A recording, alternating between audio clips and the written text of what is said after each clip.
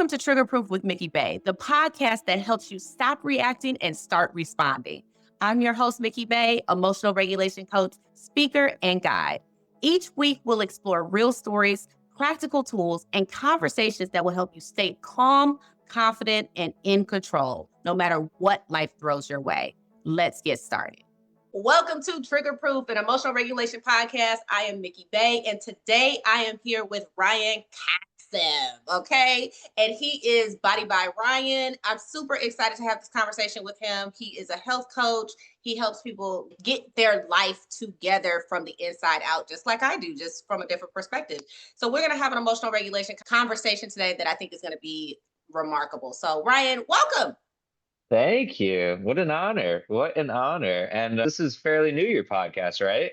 It is. It is. It This is just launched a amazing. couple of weeks ago. I think you are, let Wow. me see, number 5 for me. So I'm super Wow, you're excited. cranking them out. Hey, let's I'm give you a little cranking them clap out. here. Yes. That's amazing. How are you liking it It's, so far?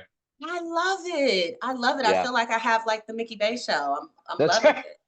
It is the It's like Mikki I Bey was show. meant to do this. It's like I waited my whole life for this. So it's pretty Hmm. good. Pretty I fun. love that. And Let's I go. mean, this is really awesome because my idea with it is really to just bring all of these different people with their stories and how emotional regulation relates. Like it's the through line for all of our guests, right? So that's one of the reasons I wanted to have you on. So I'll let you go ahead and give your introduction to who you are and what you do. And then let's get into why emotional regulation is important for what you do. Yeah. So my name is Ryan Kassim, like you said.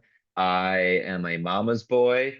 I grew up in a small town in Connecticut, and I became a strength and nutrition coach who found out through his own sort of rock bottom moment that you can't bench press away your feelings or squat away your low moments. And that's really what started me going into therapy and then sort of like a 7, 8 year journey of me navigating my own thoughts, feelings, emotions, and learning how to regulate them. And then learning that, hey, I should probably include this in how I coach my own clients because I just started to notice how it was more than just how many calories you're eating, how much protein you're eating, and all about the pause moments of choice that people have between reaching for food or maybe reaching for a better option or something that's in alignment with their goal.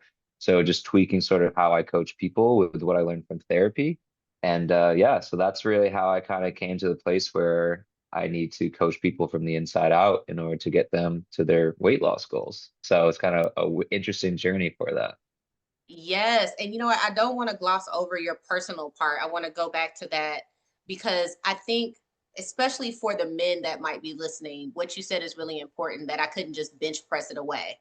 And even Mhm. some of my ladies may also feel like if as long as I'm moving my body, I'm doing what I need for my mental health. Talk to me a little bit about why that wasn't enough for you. And how did you know? Like, what was the moment where you were like, okay, what I was doing to manage it is not enough for what I need.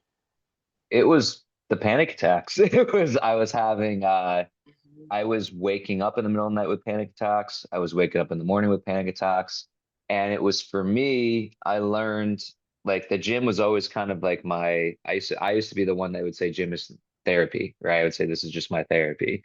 And then when I would start having panic attacks in the gym while I was working out, that's when I just quickly realized like this one thing, this one tool that I had to for stress management, stress relief was no longer the right tool that I needed. And I would say it was many moments. It was like the very clear moment was there was this member at the gym, his nickname was the Dragon. So anybody who goes to, like gyms, there's like the local community that everybody has their own nicknames. And so he comes up to me and he just tells me, he says, hey, I could just tell you're struggling and I can tell you're not doing well. I just want you to know it's all going to be okay. And that was such a pivotal moment for me because up until that point, no family had said anything to me. None of my friends had said anything to me. It took this pretty much random person at a gym to come up to me during my workout to say, hey, I can tell you're struggling and it's going to be okay. And I just broke down crying in the gym after that. And then that was my moment where literally I just said, I need help. And so that's when I reached out and got a therapist after that moment. It was the Yeah. panic attacks that were sort of my sign. And then it was also that random person coming up to me, seeing through this facade that I was putting up. And that's what really got me to start addressing my mental health. I have not heard a story like that. Like that is pretty remarkable that someone was in tune enough to risk going up to a stranger and saying like, "Hey, I see you." Like that actually really warms my heart, especially that it was another man. Mhm. Wow, like my mouth is open on that one. So I'm glad that was your story because I think that's what all humans really want is to like be seen, right? And for someone to take moments out of their day to just say, "Hey, bro, I see you," give you a word of encouragement, like that is absolutely amazing. So take me to you starting therapy and figuring out like, okay, there are more tools I can implement to start helping myself feel better and get the panic attacks off my back. What are some of the things that you learned in therapy to help manage your anxiety? Well, I think one was journaling for sure. I think journaling kind of, I think a lot of people have resistance. I think people have resistance towards tools in general, but I think journaling was one that sort of I vibed with the most at first because I always loved writing. And it was something where just getting my thoughts and my feelings down on paper, even if it was just something as simple as like just describing how my day went, just to like very much, because that will calm my breathing down. That just gets pen to paper. It's just like a very simple action. There's not much dopamine release. It's just like pen to paper. What am I feeling? What am I thinking? What am I seeing? Right. So journaling was a big one for me. And I also think as a guy, I always associate journaling as like what girls do, like writing in your diary and stuff like that. Mm-hmm. And so that one really was awesome for me. I love journaling. And the other one was meditation. Like meditation was massive, massive. When I was having sort of routine panic attacks, it's something my therapist suggested. And so I obviously started, I think most people start meditation when they're just very stressed or in a very excited state. So that's when I was meditating was it was more like a reactive, like, oh, I'm very stressed or I'm about to have a panic attack, let me meditate. And what my therapist suggested, which is very simple but very helpful, she's like, hey, maybe try doing it when you're not stressed or not in an anxious state, because otherwise you're gonna start associating this thing as like what could be causing anxiety or just associating I only do this when I'm Mm-hmm. above my threshold for stress. So I would say those are like the two biggest things. And then meditation itself just taught me to find my breath. It taught me to not judge my thoughts. It taught me to just observe what I'm feeling. And there's no such thing as a good or a bad thought. It's just what is. And you're just kind of just like watching everything as it passes through. And then just noting how my own energy would be before and after, just how I just like my body would drop and like my shoulders would be down, my jaw would be relaxed. So those are like the two main tools my therapist recommended. And then I think the third one, she was just like, you just need more organization in your life Mm. with Some certain things. structure.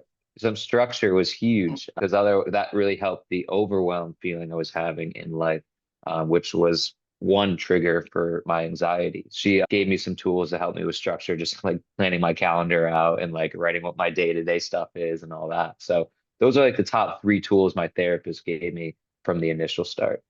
You're like the perfect podcast guest, right? You're like answering you're answering it like so perfectly, putting the question back in the answer and everything. Like, yes, my little journalism degree loves you.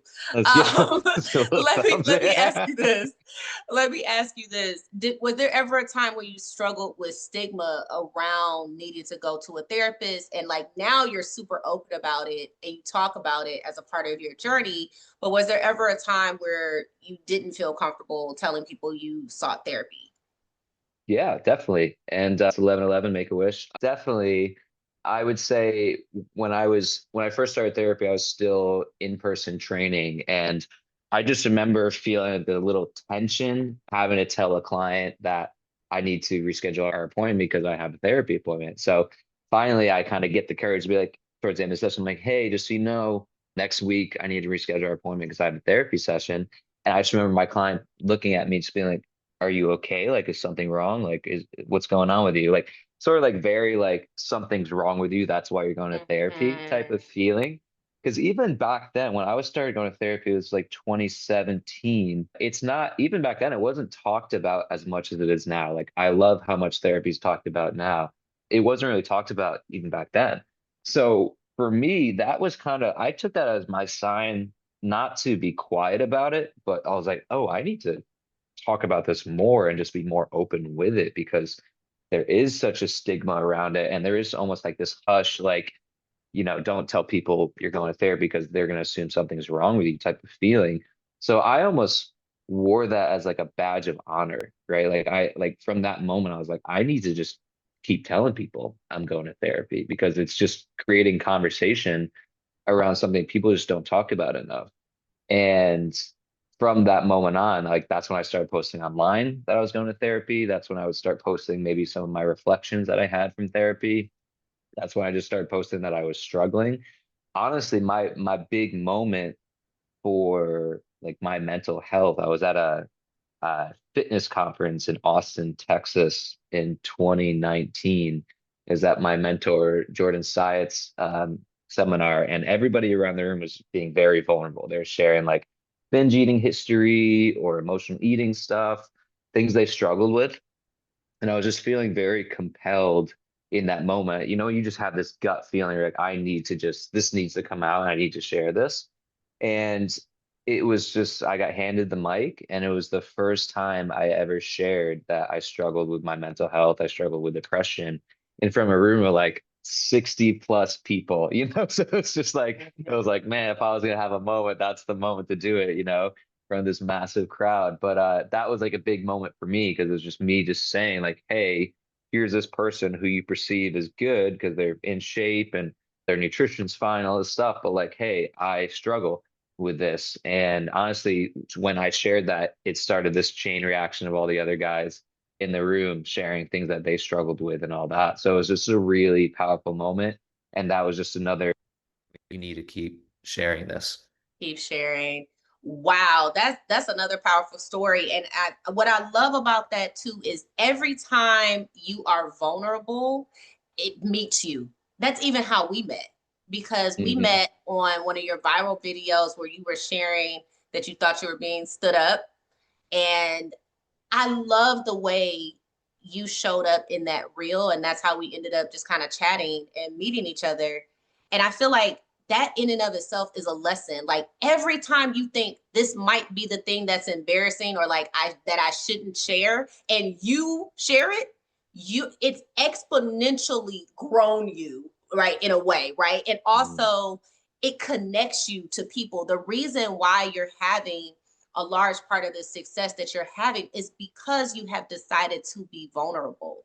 Mm-hmm. And when people can see that vulnerable side, and you're not just like Superman, right? Like you have these things that are going on in your life, that is very relatable. Like everybody can relate to that. So maybe I haven't been stood up, but maybe I can understand having panic attacks, which I actually can. I suffered with severe panic attacks as well, which is why I teach what I teach, emotional regulation, Mm-hmm. right? So I absolutely love that you are so open and vulnerable with why you do what you do, and have now put it into your business to help people on the health and fitness side as well. So let's talk about that a little bit. So, in Hmm. my story, I've lost 130 pounds using emotional regulation. It was like a big game changer for me to understand how my emotions were playing into the decisions that I was making, or the decisions I wasn't making in regards to my health. So, how do you use emotional regulation to help your clients?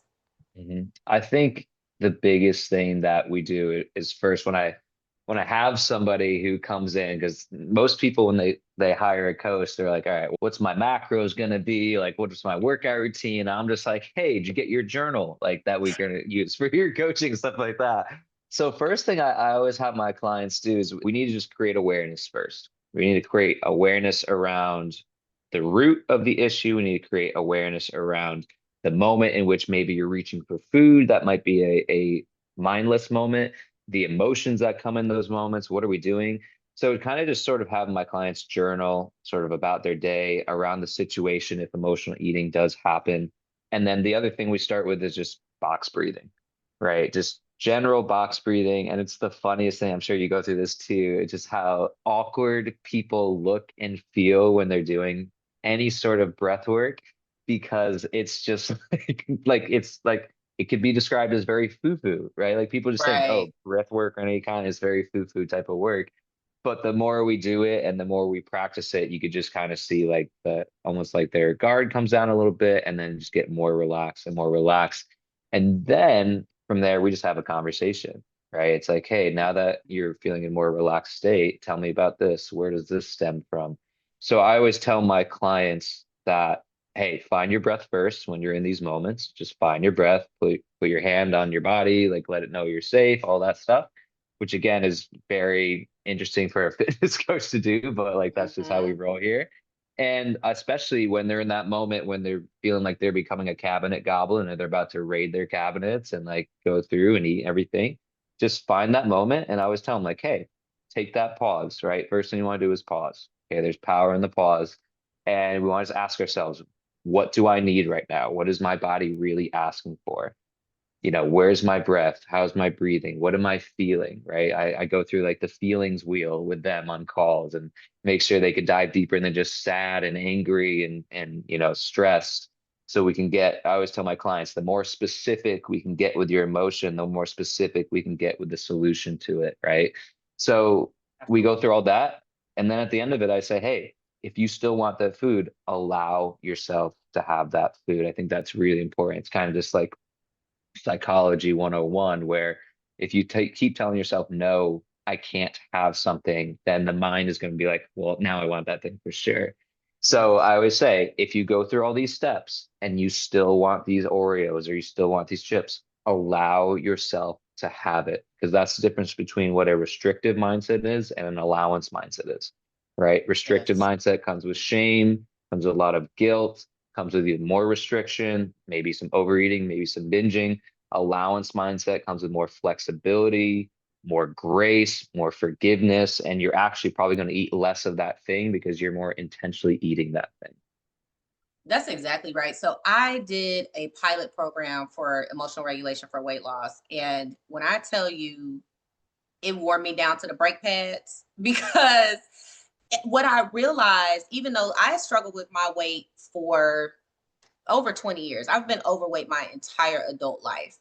And I really felt like I stumbled upon something by relating the weight, the emotional weight with the physical weight, and understanding that if I was able to release the emotional weight, the physical weight would come off. And so I was really excited to teach this to people.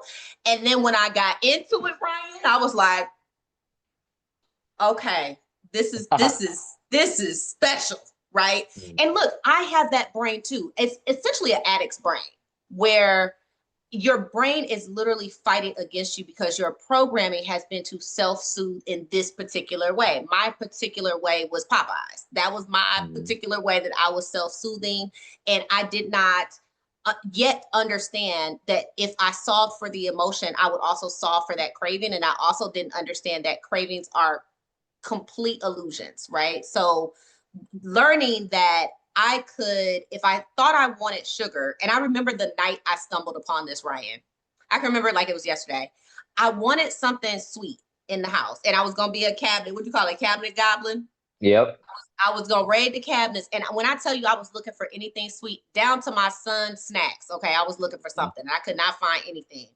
And so I said, well, you know what? I'm going to cut up some strawberries for tomorrow. And I started cutting up the strawberries. And as I was cutting up the strawberries, I just started nibbling on the strawberries. I ate maybe 2 to 3 slices of strawberries. And next thing you know, my sugar craving was gone. And I was Mhm. like, oh my God. I said, so you mean to tell me I could have been eating 3 slices of strawberries all this time? Yeah. My mind was literally blown. And I was like, wow, so the craving is just an illusion, right? It's not real. It's not a real thing. It's really asking yourself, like, how can I satisfy this thing that I want? And asking yourself, like you said, what is it that I really want? I know for me, if I am craving salty things, it's usually I'm angry. If Mm, I am craving sugar, it's more usually like I'm emotional, I'm sad, I'm lonely, something like that. And so mm, once you get a hang on what the emotion is and what your behavior is that kind of attaches to that emotion, it's really a simple equation, from what mhm, I found. But when I was coaching for weight loss, it was really trying, right? Because you are dealing with so many emotions and there's so many reasons why people do what they do when it comes to weight, right? There's mhm, so many reasons that everybody has a different reason. So, okay, I mhm. love that you have such a pulse on what people need from an emotional level in order to be successful in the health arena. What do you do with a person who may come in and just be like, no, I don't need that. Just give me my macros and tell me what to work out. Like, how do you deal with somebody like that who doesn't see the benefit? Yeah, I think you give them what they want because I think that's like it's same thing with people who ask me like how do I get my husband or how do I get my wife to get on their diet or like start losing weight or doing like it's like somebody comes to you because they're ready for this specific change, right? Mm-hmm. They're ready for this specific change. So we start with where they're at, right? And that's what I tell anybody where they're at. I said, this is where you're at and this is where you're trying to go. Okay. So if this is where you're trying to go, I'm not going to give you the ideal version of yourself, what they're doing day in, day out to start, right? Like we're going to have to ease Mm-hmm. into that so we can create habits and really work on identity change, right? Like that's like the biggest thing. It's what you and I talked about on my podcast. It's like, hey, we need to focus on creating identity change because that's what's going to create habits and Right. habits to last in the long term. So if somebody comes to me and they're just looking for that, I say, great. And then we slowly work in something, right? It'd be like it might be the start of the call, it'd be like, hey, like I'm feeling a little stressed. You mind doing like a little breath work with me and just like kind of easing into it. So they can kind of say, like, hey, can you help me with this? Right and just kind of like put in a toe in the pool. That's it. And and maybe it's also like, hey, like we're gonna start today's call with like a little bit of journaling just to write down sort of where you're at and what you're feeling and all that. And just have it be very open and very safe space. I think that's really as a coach, our job isn't to like force somebody there, it's to help them get them on their own and like help them come up with their own solutions and their own strategy and what works best for them because again, if I try to force somebody to do something, it's going to be met with a lot of resistance. Okay. It's going to be met Absolutely. with a lot of resistance. So I like the very clear example I can remember with one of my exes. Like I always wanted her to go to therapy and like I would be very pushy on that.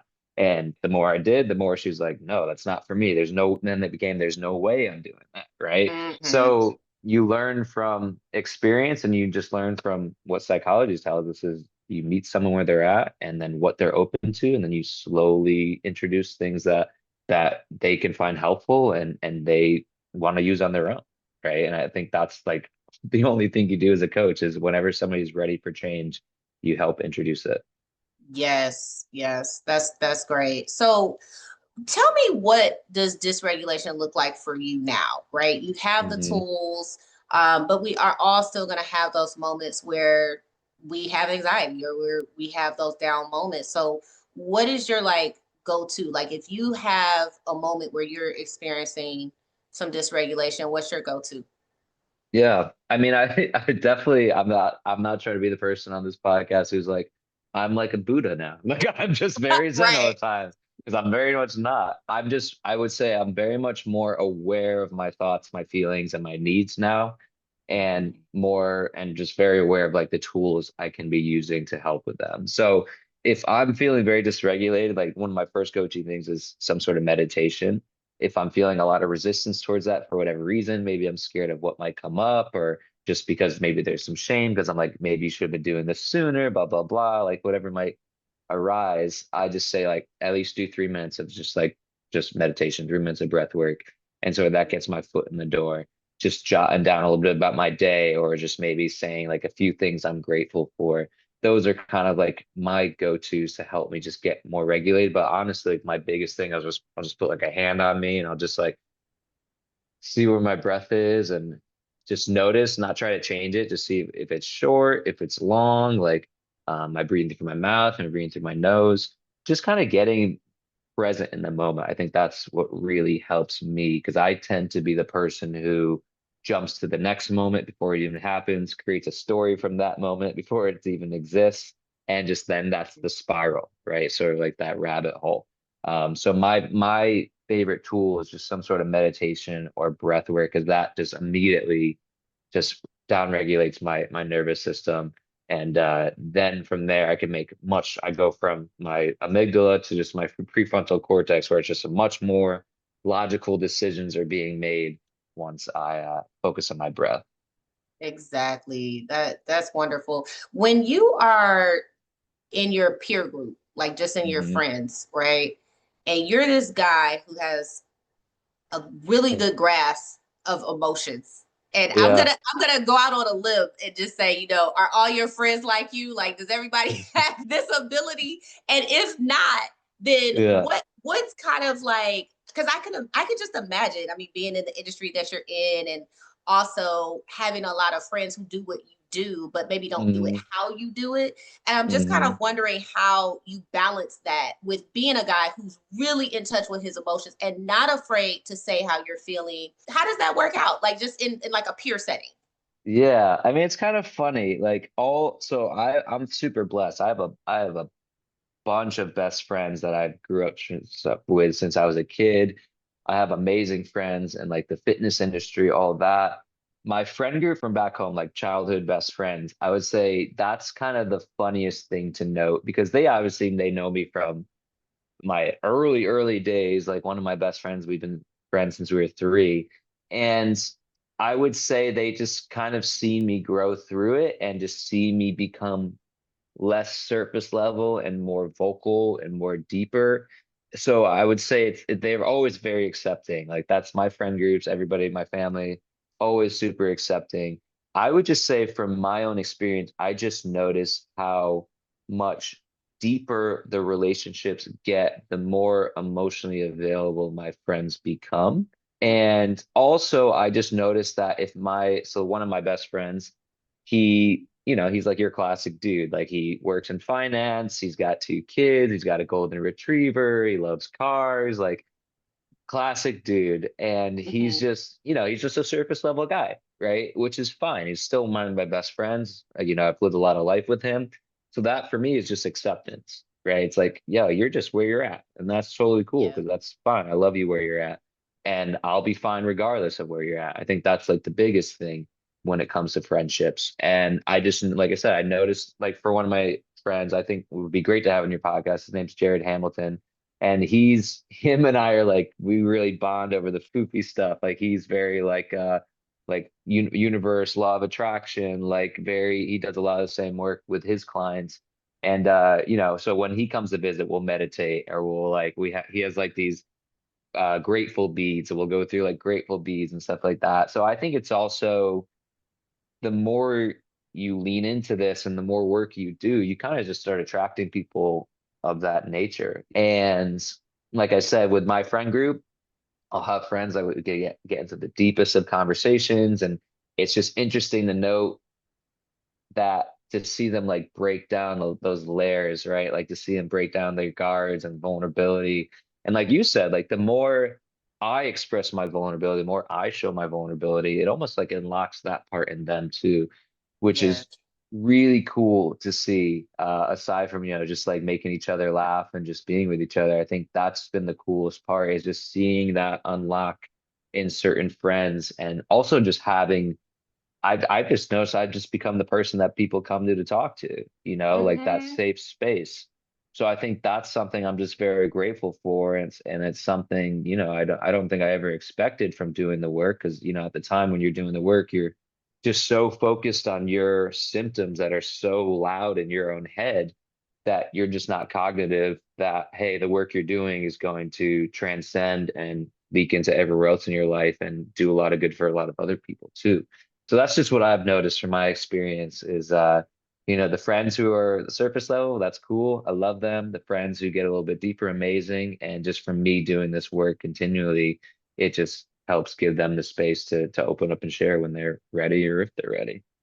I love that. I think that when I was smiling so hard as you were talking, because you were talking about like attracting people that are kind of at the same wavelength as you, and you're in a new relationship. And so Hmm. I wanted to ask you, how do you think emotional regulation will play a part in your new relationship, right? Like it's really a through line. Like you said, it kind of touches every area of your life. And why Yeah. do you think, or do you think that this skill set is important in your interpersonal relationships, like now in a romantic sense?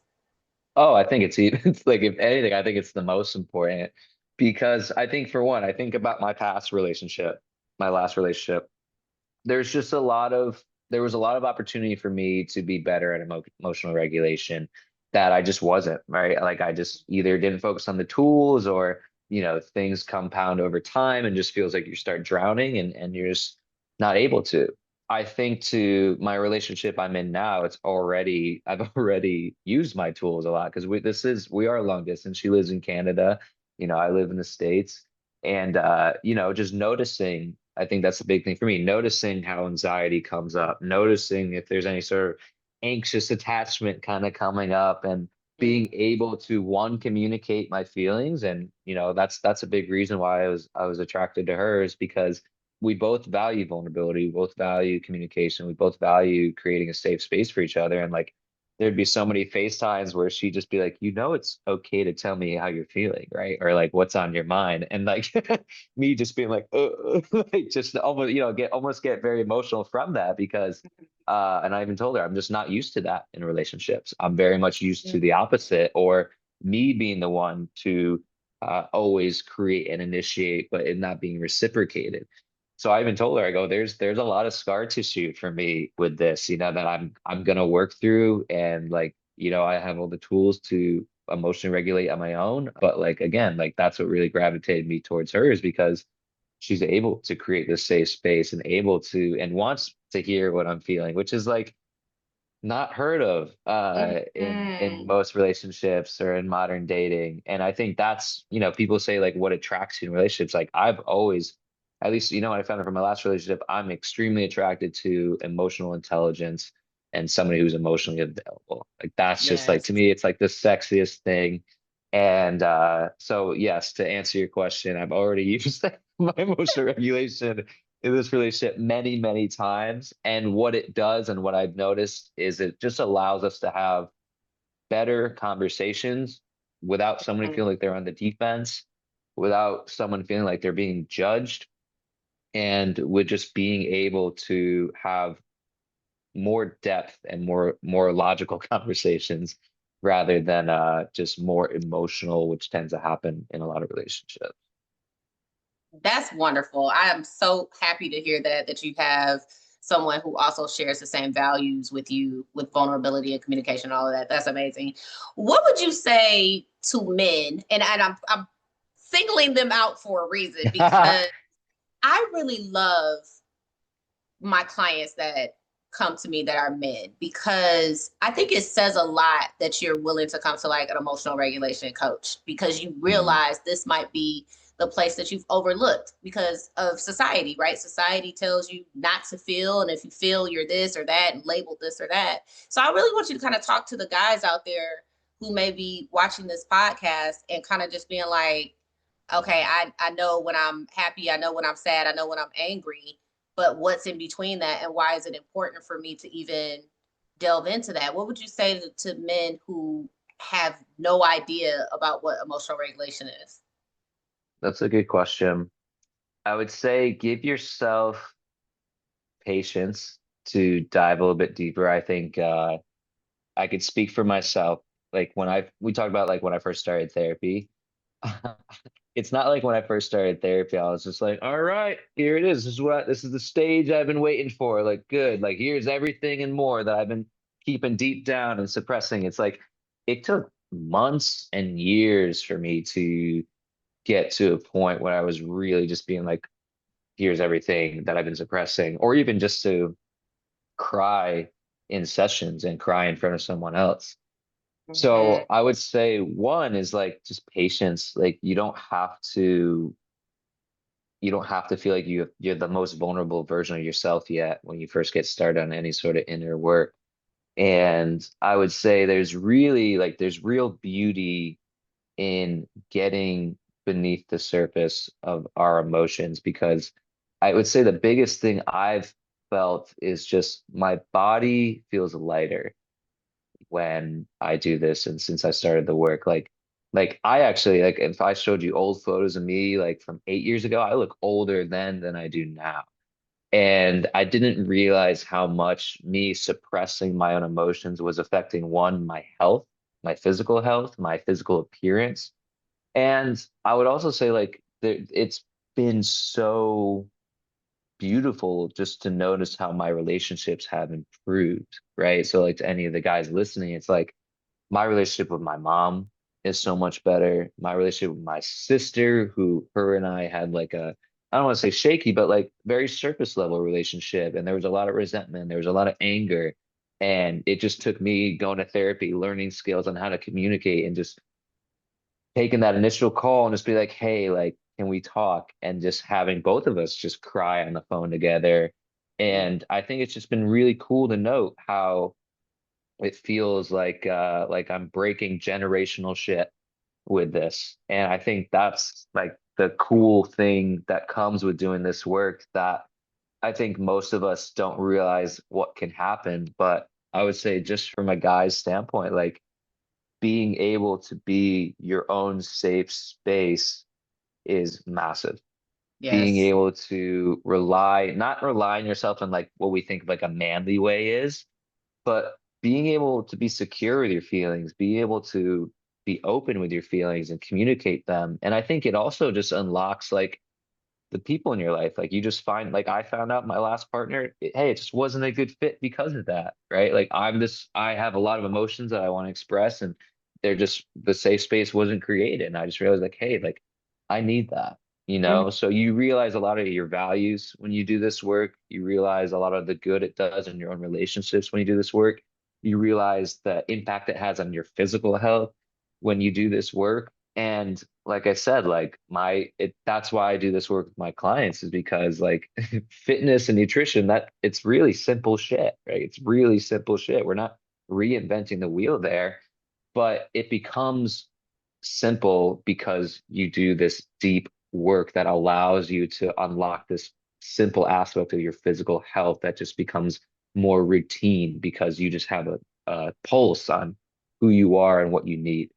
So if there's any guys listening, that's what I would say, is just like it's so much more. Give yourself patience to get there. But there's just, I feel like I'm talking for AARP. There's so many benefits here that you can receive. Free movie tickets on Thursdays. That's it's Listen, amazing. it's so good though. It's so good because I want people to hear from like a guy like you. And when I say guy like you, I mean actually I mean that in the best way, right? Hmm. Because you're a masculine guy from the East Coast. You know what I mean? Like Hmm. it's I want people to see you and to see that these two things can coexist. And I think that's what's so beautiful about your story is that you are in this kind of like really male dominated industry, but you have, in my opinion, really balanced the art of like masculine and feminine energies and harnessed it and used it not only for yourself, but also for your clients. And so I think that there's just so much gold there. And when we stop looking at things as like, oh, this is for women or this is for men, or I can't do that because I'm a guy, or I can't do this because I'm a girl, it's just like, no, like do what works. And if you have a coach or a mentor or a therapist or someone who can lead the way, hit your wagon. I'm a coach, but I always have a coach, right? And so I really believe in personal development as like a amplifier and the gas that you put into your engine so that you can go faster, quicker, and go the distance, right? So I really, Absolutely. really just believe in like the way that you're coaching. And if I had found someone like you during my journey, I mean, I don't even know, I probably would not have taken me 20 years to figure it out on my Mm-hmm. own, right? That's kind of Hmm. the benefit of getting with someone who has an area of expertise so that you don't have to waste 20 years. You can hook up Yeah. with Ryan. Thank you so much, friend, for coming on my Yeah, thank you for having me. Great, a little claps for you for the podcast. Hey. you know. This was so fun. I mean, we could definitely do a part 2 coming soon, Mhm. but just thank you for just your vulnerability and thank you for all that you're doing for your clients. And I'm so grateful to the internet for bringing us together. Yeah. And there's so much more for us to do in Mhm. collaboration with each other. So I'm excited for the future. So thank you so much. Oh, tell the people where to find you. Oh yeah. Hey, there we go. I love that. That's amazing. So you can find me at Body by Ryan Fitness on Instagram. And then my podcast is called These Little Moments Podcast. And we talk about everything on there, mental health, physical wellness, all that. But thank you again for having me. I loved it. And you're a natural, baby. You're a natural. You got that. You're a superstar. You got that it factor, baby. Listen, thank you. I take it from your lips to God's ears. So I appreciate it. Thanks so much, Ryan. Thank you. See you next time. See ya. Bye. All right. Thank you so much, friend. Hey, thank you. That was You're great. welcome. This was so fun. This was so fun. I am That's genuinely awesome. like super happy that we met and like the energy from you as well is just absolutely amazing. So if there's anything I can do Mhm. to continue to support or whatever, just let me know. I'm super down. Hell yeah. I think I would love to bring you in for one of my client like group calls and just talk like Okay. all things emotional regulation whenever you're free. Obviously, we can Yeah. set that up, but I think it would be very helpful for them to hear a different person's Yeah. voice about it. I love it. I love it. You can Yeah, definitely come into my group as well. We can do a little cool. switcheroo. All That'd be right. Well, great. enjoy your time in Canada. Thank you, miss. I will. All right. You have a good day, okay? All right. Thank You you again. I too. appreciate you. All right. Of Bye. course. Bye. Thanks for joining me on Trigger Proof with Mikki Bey. If this episode resonated with you, share it with a friend. Don't forget to subscribe so you never miss an episode. And if you're really ready to dive deeper, download my free emotional regulation bundle. It includes my ebook, workbook, and a masterclass to help you start regulating with confidence. Find the link in the show notes. And until next time, stay steady, stay grounded, and stay trigger proof.